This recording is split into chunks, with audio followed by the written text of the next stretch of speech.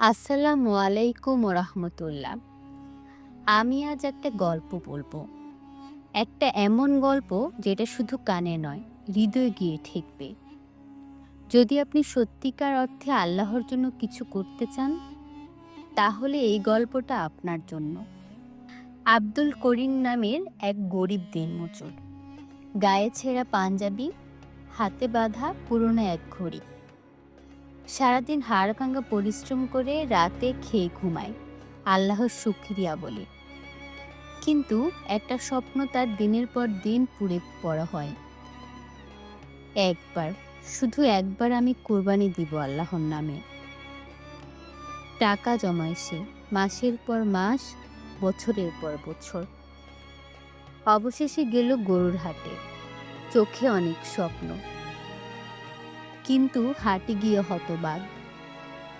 এক গরুর দাম শুনল, এটা 1,00,000 ভাই, ওটা 1,20,000। করিম হতাশ হয়ে একটা বিক্রেতাকে বলল, ভাই, আমার কাছে 25,000 টাকা আছে, কোনো গরু হবে? বিক্রেতা টাকায় করিমের দিকে, মুখে করুণা, চোখে অবহেলা। করিম চুপচাপ ফিরে আসে। রাতে বাসায় এসে ছেলে ঘুমিয়ে পড়ার পর একা বসে কাঁদে করিম। একসময় তার ছোট ছেলে উঠে এসে জিজ্ঞেস করে, আব্বু, আপনি কাঁদছেন কেন?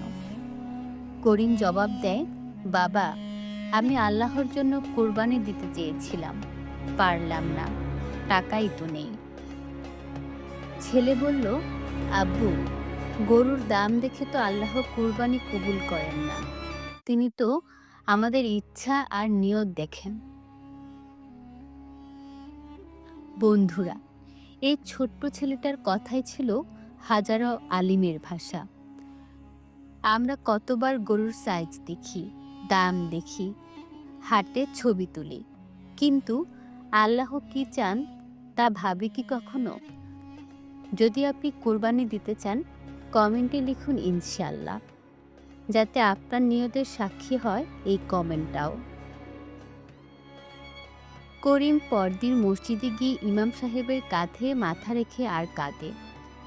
সব শুনে ইমাম সাহেব তাকে বলেন, ভাই করিম, তুমি গরু দিতে পারোনি, কিন্তু তুমি তোমার হৃদয় দিয়ে দিয়েছ। আল্লাহ এর চেয়ে বড় কোরবানি আর কি চান? বন্ধুরা, কোরবানির আসল দাম টাকা নয়, আসল দাম হলো তাকওয়া, নিয়ত আর ইখলাস। তাই কেউ যদি সামর্থ্য না থাকে, তাকে ছোট না করি, বরং তাকে সাহস দেই, দোয়া করি।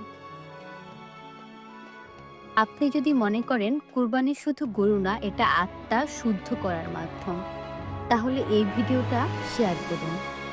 যারা আল্লাহর জন্য কিছু করতে চান, তাদের কমেন্টে লিখতে বলুন, লাব্বাইক আল্লাহুম্মা লাব্বাইক।